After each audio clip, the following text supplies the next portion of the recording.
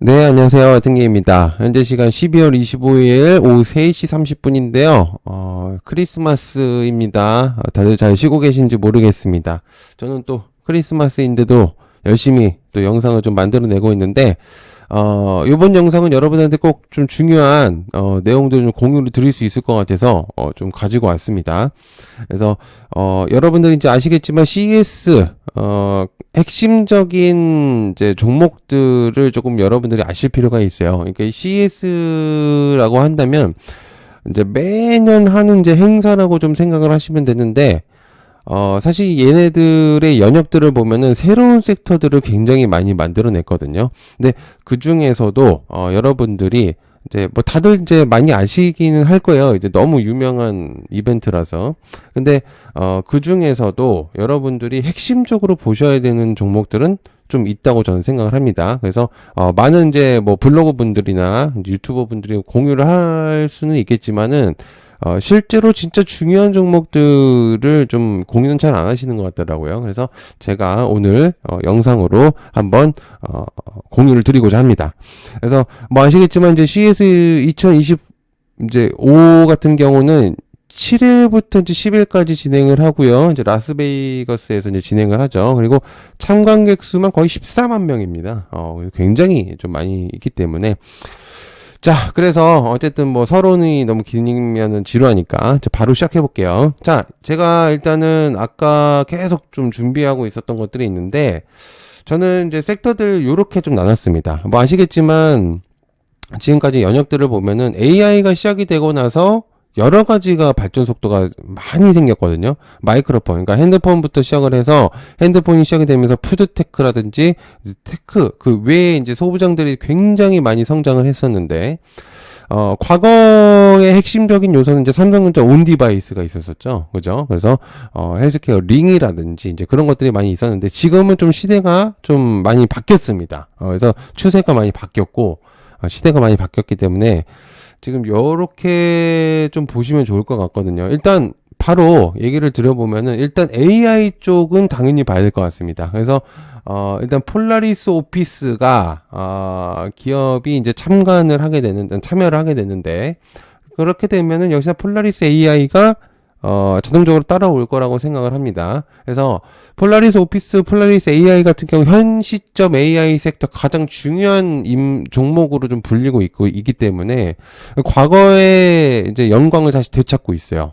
물론 이제 파생되고 있는 종목들이 굉장히 많지만은 역시나 이제 굉장히 대장격으로 움직이는 경우들도 많기 때문에 이 종목은 대체적으로 좀 체크를 좀 많이 해봐야 된다고 저는 생각을 하고 있고 폴라리스 오피스는 이제 참여를 하게 되니까 역시나 좀 유명한 좀 유력한 내용으로 좀 볼 수가 있겠고 그러니까 이제 마음 AI가 요번에 좀 내용이 나왔어요. 이제 부스를 차리면서 이제 내용을 진행하겠다. 이렇게 이제 내용이 있었기 때문에 마음 AI도 좀 보실 필요가 있는데 역시나 추세가 괜찮습니다. 그죠? 그래서 거래량도 좀 잘 들어오고 있고 좀 관심도가 좀 올라가고 있는 부분들이어서 여러분들께서 좀 마음 AI도 좀 보면 좋을 것 같아요. 그리고 이번에 좀 핵심적인 내용들을 공유할 수 있는 그리고 개별 단독의 부스로 아마 진행이 될 거기 때문에 아마 여러 가지 좀 체크를 좀 해보시면은 좋은 부분들이 생길 것 같습니다. 그래서 요것도 한번 보시면 괜찮은 애들이 나올 수도 있다. 이렇게 저는 생각을 하고 있겠고. 그리고 위츠가 요번에 이제 나옵니다. 얘가, AI 컨텐츠 IP 거래 플랫폼. 그러니까 위츠숍에 대해서 이제 아마 공유를 할 것 같아요. 근데, 요번에 조금 다른 걸로 조금 부각이 됐었던 것 같은데 어쨌든 CES에서 좀 새로운 면모를 좀 보여줄 수 있을 것 같고 그리고 전 세계적으로 라이선싱 이제 거래 생태계를 확장해 나가야겠다 이제 이런 부분들을 공유를 했었기 때문에 그래서 좀 보시면 좋을 것 같은 그런 종목입니다. 다만 지금은 거래량이 그렇게 많지는 않고요. 지금 여러 가지 섹터로 좀 부각이 되면서 좀 종목이 올라갔는데 자체적인 이제 기술적인 측면으로는 아직 부각이 되지는 않았습니다. 그죠? 그래서 이렇게 좀 보시면 좋을 것 같고, 그리고 이제 슈프리마는 이제 사실 이제 정치 섹터로도 좀 부각이 됐었던 종목이기도 합니다. 이제 이재명 관련주로도 좀 부각이 됐었던 종목이지만 사실은 이 슈프리마는 사실 이제 통합 보안 솔루션 기업이에요. 그래서 아시겠지만 온디바이스 AI를 기반으로 해가지고 큐버전 프로로 이제 진행을 하면서 AI 범죄 예방 온디바이스를 진행을 합니다. 그래서 당시 이제 최고 혁신상을 받았었던 기업이기 때문에 좀 의미를 부여할 수는 있어요, 이 종목을. 근데 다만 정치 섹터로 너무 부각이 됐죠. 거래량은 좀 여전히 좀 낮은 상태입니다. 역시나 그래서 폴라리스 쪽이 AI 쪽에서는 조금 의미성을 부여할 수 있을 것 같다. 특히나 AI 쪽에서 좀 나올 수가 있을 것 같고. 자, 그다음에 자율주행. 자, 자율주행은 제가 생각했을 때 가장 유력한 후보로 떠오를 가능성이 높을 것 같습니다. 어쨌든 핵심적인 수급 주체를 기반을 틀을 만들어내고 있거든요. 그래서 특히나 이제 SOS를 같은 경우 요번에 이제 25회에 참여를 합니다. 유일하게. 그래서 참여를 하면서 물론 이제 모트렉스가 참여를 하고 신성델타테크가 같이 다 참여를 하지만 가장 순수하게 움직였었던, 그죠? 그런 애들로 봤을 때는 SOS랩이 역시나 라이다 혁신성을 이제 받으면서 좀 주목도가 올라가고 있겠고, 그리고, 아시겠지만 지금 트럼프, 그리고, 일론 머스크, 핵심적인 인물들이 시장을 주도하고 있는, 전 세계적으로 주도하고 있기 때문에, 뭐, 테슬라는 뭐 아시겠지만, 이제 유명한 자동차 회사잖아요. 그러다 보니까, 라이다의 국내 내용들이 이제 나오면서, 과거 중국 거를 사용하지 않는다라는 이제 이슈로 시작을 해가지고 SOS에 부각이 많이 됐거든요. 그래서 확실히 거래량이 많이 좀 부각이 되고 있는 부분들이 있습니다. 그래서 조금 유력한 그런 애들로 볼 수가 있죠. 자율주행은 아마 굉장히, 이후에 가더라도 좀 주목도가 높을 거라고 생각을 합니다. 자, 그리고 신성델타테크. 많은 분들이 이 신성델타테크는 자율주행이라고 생각을 안 하고요. 다른 걸로 보고, 초전도체. 그죠? 초전도체 종목이라고 생각을 하시는데, 사실은, 이 신성델타테크는 이제 로봇 자율주행의 좀 핵심적인 것들을 좀 내용을 공유한 적이 있어요. 그리고 이제 모빈하고도 연결이 됐었었고, 당시에 이제 돌봄 로봇 레미로 이제 25년 혁신상을 좀 받았었던 애기 때문에, 얘 같은 경우도 좀 체크를 할 수가 있는데, 초전도로 너무 많이 엮였습니다. 하지만, 자율주행의 의미성을 좀 부여할 수 있어요. 마찬가지로 거래량이 굉장히 괜찮고요. 우상향을 굉장히 잘하고 있겠고, 역시나 이제 10만원대 이상을 다시, 내용을 공유를 하면서 굉장히, 좋은 모습들을 보여줬습니다. 이때는 사실은 이제 신성델타테크는 초전도체 때문에 저렇게 부각이 됐었던 거지, 지금은, CES로도 좀 부각이 될 가능성이 있으니까, 여러분들께서 좀 체크를 해볼 필요가 있는 종목입니다. 자, 모트렉스. 이 모트렉스는 사실 이제 자율주행의 첫 타자라고도 볼 수가 있어요. 그래서 이제, 당시에 모트렉스의 자회사인, 모트렉스 EV라는 게 있습니다. 여러분들 좀 생소하실 수 있는데, 모트렉스 이제 EV가, 이제 상을 받은 적도 있었었기 때문에, 그래서 이제, 상장에 있는 모트렉스가 부각이 되는데, 사실, 라이다가 내용이 나오면서 굉장히 좀 줄어들었습니다. 힘이. 그죠? 관심도가 조금 줄어든 부분들이 없잖아 있었고, 관련주들이 좀 새롭게, 이제 신규주들이 좀 나오다 보니까, 좀 부각이 좀 약해졌습니다. 그러니까 약간 좀 1세대의 느낌이거든요. 그래서 요즘에는 좀 참여는 하긴 하지만 좀 약해진 그런 모습이라고 볼 수가 있겠고요. 자, 두 번째는, 세 번째 섹터는 드론입니다. 자, 드론을 뺄 수가 없어요. 드론은.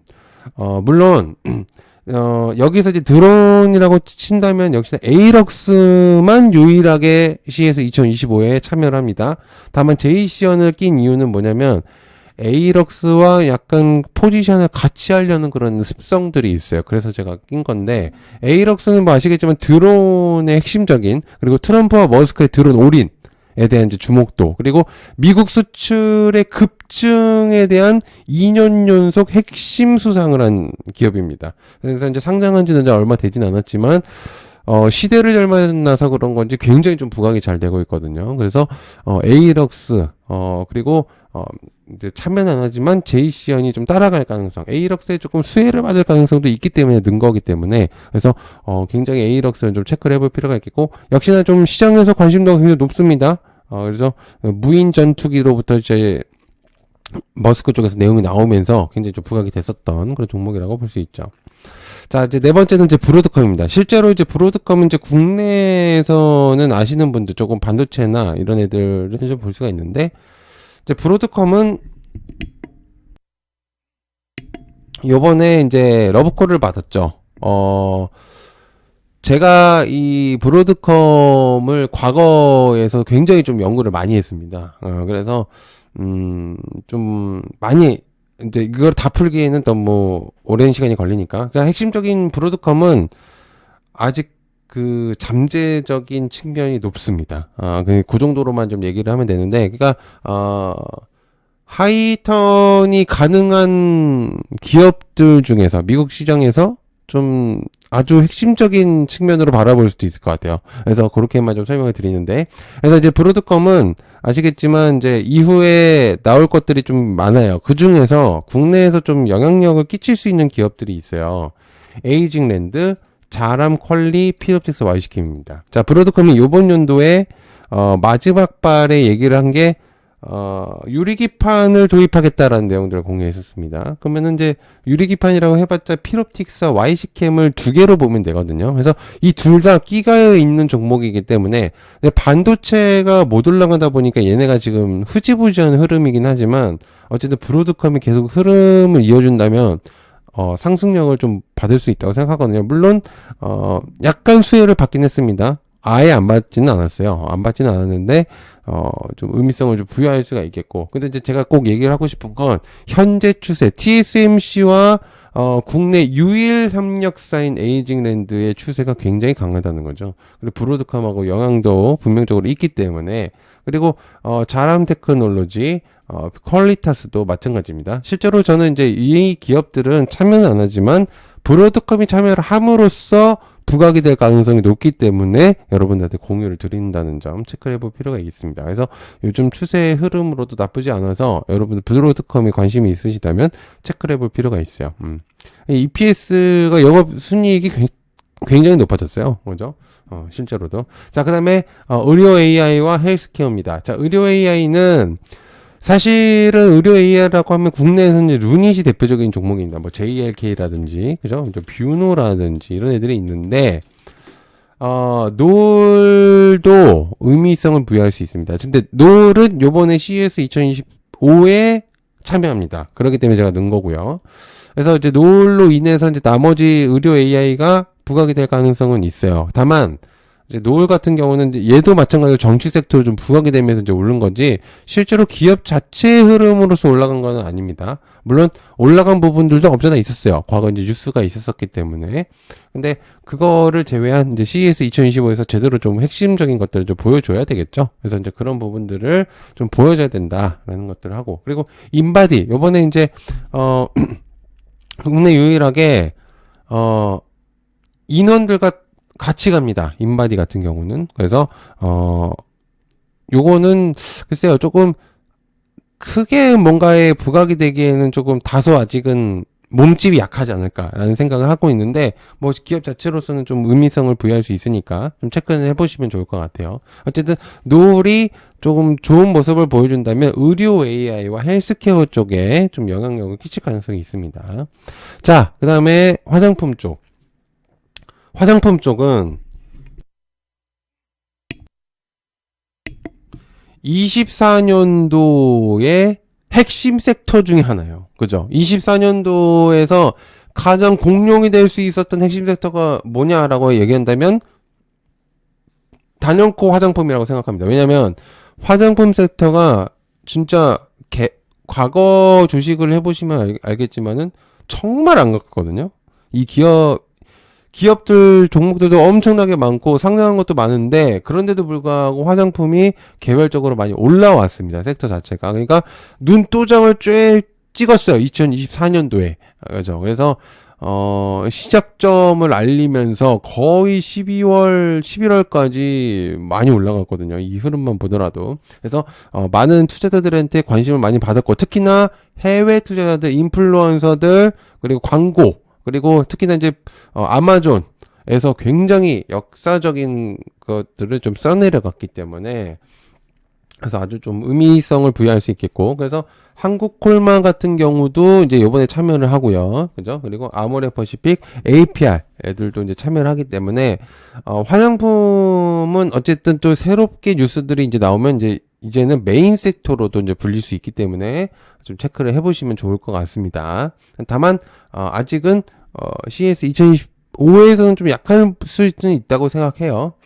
자, 그 다음에, LS 계열사들. 자, LS 계열사들은 진짜 좀 얘네들은 새로운 것들을 시도를 많이 합니다. 아시겠지만 해상풍력부터 시작을 해서 뭐 이제, 탄소 배출이라든지, 그리고 해상, 이제 전선 케이블이라든지 그런 것들 이제 많이 하고 있겠고, 변압기라든지 이런 것들 많이 준비를 하고 있습니다.